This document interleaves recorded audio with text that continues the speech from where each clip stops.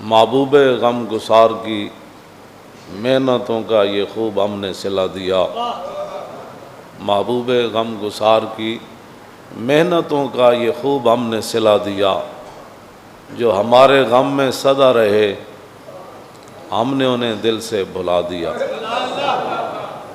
تیرے حسن خلق کی ایک رمق میری زندگی میں نہ آ سکی، تیرے حسن خلق کی ایک رمق میری زندگی میں نہ آ سکی، اور ہم اسی میں خوش رہے کہ شہر کے در و بام کو سجا دیا۔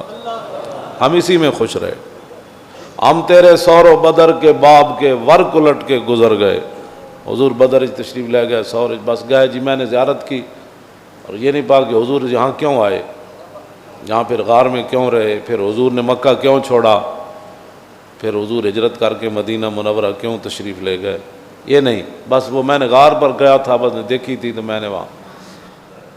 ہم تیرے سور و بدر کے باب کے ورق الٹ کے گزر گئے، اور تیری روایتوں کی حکایتوں نے ہمیں مزہ دیا۔ مولانا صاحب تقریر کر دیتی، قوم نے نعرہ لا دیتا، اس کے بعد صبح پھر وہی روٹین، وہی معاملات، وہی حضور کے دین کے خلاف، وہی سودی نظام، وہی کفر کی غلامی، وہی کفر کے احکام، وہی ڈاکٹر عافیہ صدیقی اندر، وہی مسجدوں کے سپیکر اتر گئے، نصاب قرآن و حدیث کا نکال دیا گیا، ختم نبوت کا مضمون نکال دیا گیا، امہات المومنین کی سیرتیں، رسول اللہ کے فرامین، خلفائے راشدین کے معاملات کو نصاب سے ختم کر دیا گیا۔ ہم اسی پر خوش ہیں، ہم تیرے سور و باب کے ورق الٹ کے گزر گئے، کیوں دی تیری روایتوں کی حکایتوں نے مزہ دیا۔ روایت مولانا نے بیان کر دی، بس تقریر ہو گئی، نعت خان نے نعت پڑھ دی، اور نعت جو ہے اس کے بعد پھر وہ گھر چلا گیا، پیسے سمیٹے، پھر جہاز پر بیٹھا کسی اور ملک چلا گیا، مولانا گاڑی پر بیٹھے کسی دوسرے شہر تقریر کرنے کے لیے۔ ہونا کیا ہے، کرنا کیا ہے، 72 سال تو ہو گئے، کرنا کیا ہے۔ ہمیں تیری روایتوں کی حکایتوں نے مزہ دیا، اور ہم تیری جالیوں کی مدحتوں میں مگن رہے۔ نعت خان نعت پڑھ رہا ہو، مولوی تقریر کر رہا ہو، پیر اپنی پیری چمکا رہا ہو، اور کہے کہ میں اتنا قریب چلا گیا، میں اتنا جالیوں کے قریب چلا گیا، پھر قوم ایسے ہوتی ہے، اچھا، پھر آگے بڑھتے بڑھتے پھر وہ کہتا ہے میں نے پھر چوری ہاتھ لگا دیا، اچھا آپ نے پھر چوری ہاتھ لگا دیا مبارک جالیوں کو، پھر میں نے رومال لگا لیا، پھر آ کر یہ حکایتیں، یہ جناب باتیں آ کر یہاں لوگوں کو بتاتے ہیں۔ یہ نہیں بتاتے کہ جب میں رسول اللہ کے سامنے گیا تھا تو مجھے شرمندگی کتنی ہوئی تھی، کہ رسول اللہ تو اس دین کے لیے کتنے کتنے سفر کیے۔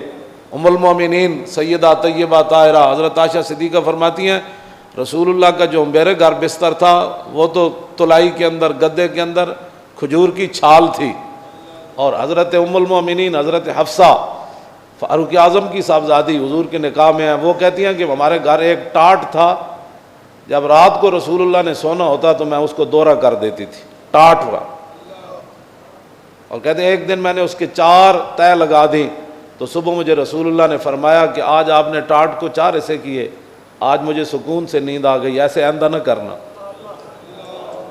ہم تیرے سور و بدر کے باب کے ورق الٹ کے گزر گئے۔ میں تو نہیں ویکھیا دنیا تو غریب بندہ بھی ہوئے تے او دے گھر جڑی تلائی ہوئے او دے کھجور بھری ہوئے تے جس میں مبارک ما مسست خزن ولا حریرن ولا شیئن کان الین من کف رسول اللہ۔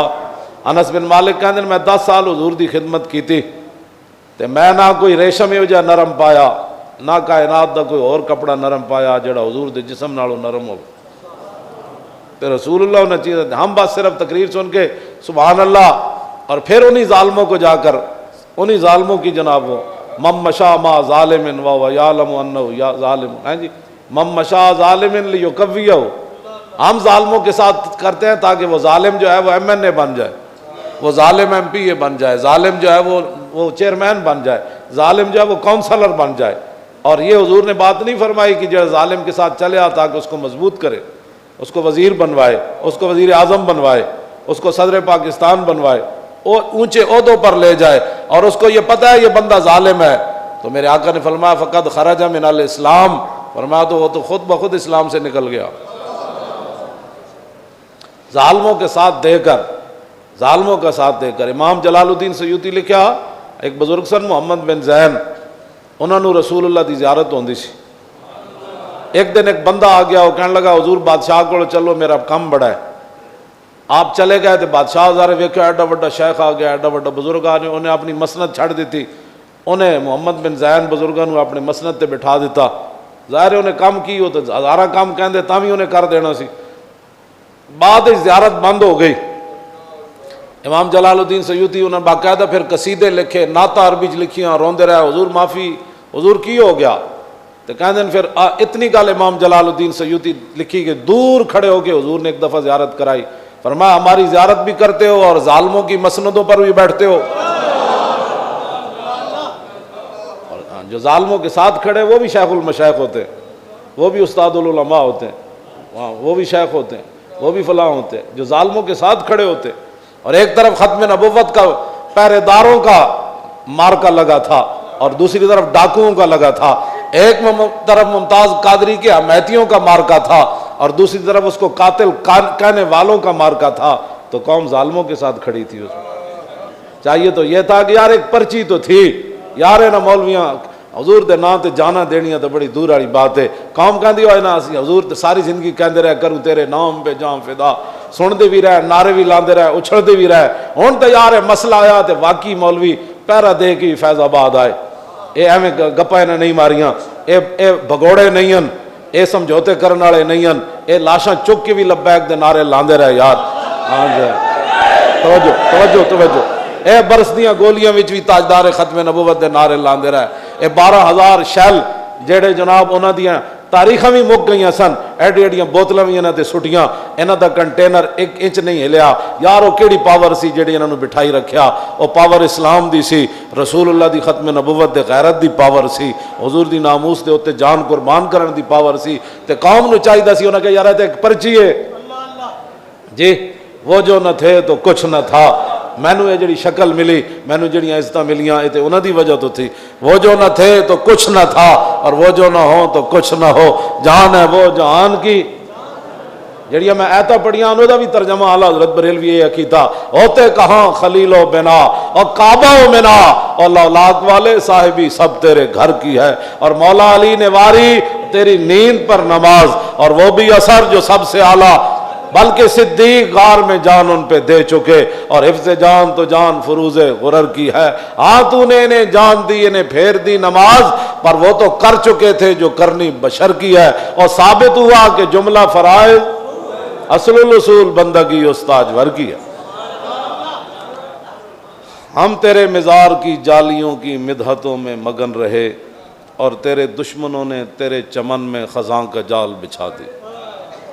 حرمین بھی بند کرا دیتے، آج عمرے بھی بند ہو گئے، مسجدیاں صفحہ بھی ٹوٹ گئیاں، قرآن بھی نہ پڑھے گئے، مدرسے بھی بند ہو گئے.